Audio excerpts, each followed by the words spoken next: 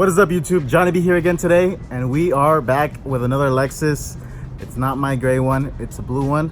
This is one that we actually bought for the dealership, and this one is just an IS250, so it's a little bit slower. So it's got like 200 horsepower, but it still picks up when you need it to pick up. So if you actually put your foot down, it goes fast. If you don't, it's just like a cruiser car. So that's just what it is. So it being a luxury car, you don't really need to be smashing everywhere you go. And that's what this car is. It doesn't allow you. So for the kids, or if you want to save like 10 grand on the new model of the IS250 versus the 350, buy the 250 because it's the same car, just little less power. And if you're not interested in that, this is what you get. But this IS250 has 160,000 miles. It still drives amazing. The car is still, you know, everything still works on it. It has pretty much the same mileage as one of my IS300s that I've had before. So being one of the newer ones, it's kind of a little bit of a high mileage, but even then these cars are so reliable that it doesn't really matter the mileage. You can have them over 200,000 miles and still be driving perfectly nice. Obviously for resale value, we don't want to go that high, so 160 probably like one of the limits for one of these newer ones. But we do have a customer on it, and one of the main things that went out on it was the strut. And we need to go ahead and replace that because the car is not driving as nice as the Lexus should drive. So I want to go ahead and order one of them that was blown out, and we have it here. So I'm going to show you guys how to swap out your strut in your IS250 or IS350, because I'm guessing they're probably the same, even though I didn't really pay attention to when I did the brakes on my IS350. But here we go. Let me show you guys how it's done. So the first thing you want to go ahead and do is remove the wheel. This one has some nice chrome ones. Mine are the gray version of this one, and it's a very nice blue color. So beautiful car.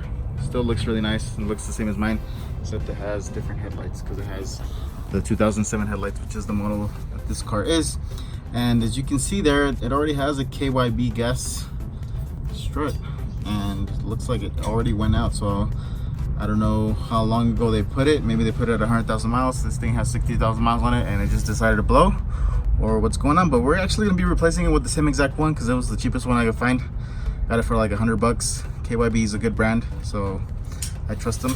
First thing we're gonna go ahead and do is remove that 10mm bolt there. That's gonna be holding on, I think it's your brake line. And then we're gonna be removing this pin here.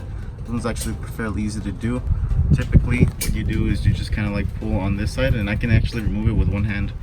So it's fairly easy to do. Let's go ahead and remove this 10mm bolt. And then from the looks of it, there's going to be probably 3 bolts up on top, so you're going to need to open the hood. But before that, I want to remove this bolt here.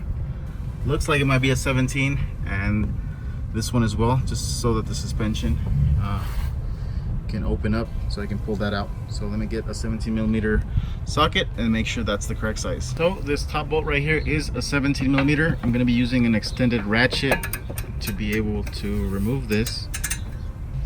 So this is indeed 17mm. So as soon as I broke it loose, came right off. I'm not going to remove it all the way.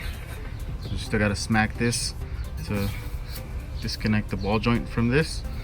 And then down here, found out that that is a 19mm for the shock bolt, or the strut bolt.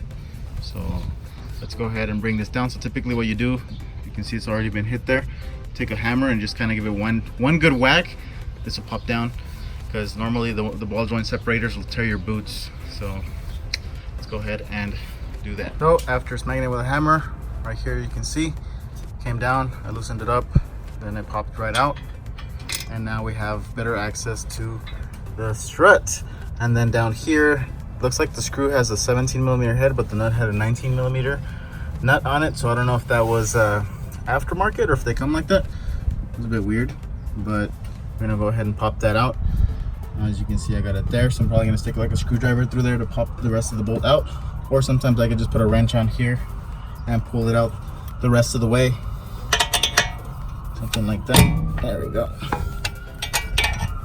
See how I popped out a little bit more, and then from here I'll put the wrench on here like that and kind of like give it some pressure, and it'll pop it out. So whatever way works best for you. Then after you have the bottom of the strut bolt removed, now all we need to go ahead and do is take out 3 14mm bolts from there, and it should pop right out. If you're like me and wanted to save a couple bucks, you got just the strut by itself without the spring and the top hat. So what we're gonna need to do is swap that over here, and to do that there's a 17mm bolt up top.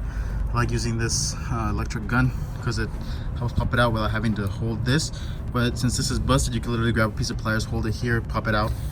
It's a bit dangerous when doing it yourself. They also sell like a little spring grabber, so I'll probably put that on there first just so it doesn't pop, but I know this one isn't gonna pop as crazy because this actual strut is bad. But just to be safe, let's go ahead and grab the little spring compressors. So now after we got the spring compressed, so these kind of grab onto the spring, and then you can tighten it with this big bolt to remove some of the pressure, and then we can go ahead and remove this 17mm bolt that's right here. And with my little electric impact gun, the bolt came right off. Oh, there it is. So this should pop off. Now let's try to get this off. There it is. I was able to just wiggle it out a little bit, and it popped right out. So now we just got to do the same thing with the new one. Just pop it in there, and since it's already compressed, we should be able to reach the bolt, tighten it up, loosen these up, and then we will have this all in one piece. I slipped it back in, got it to line up with the piece of metal that's on here that's supposed to hold the spring. I think it's called the spring perch, and then you can see there, bolt went straight through, and we can just go ahead and put the nut on top and then loosen this up. So now that it's all back together, you can go ahead and throw it back in there. So it's back in there. Went ahead and stuck the 3 bolts up top first, then this just slid right in. Put the bolt through, that slid right in as well.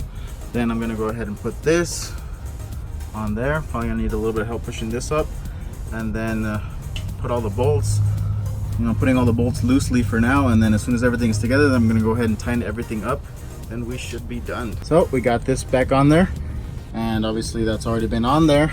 I tightened the bolts up top.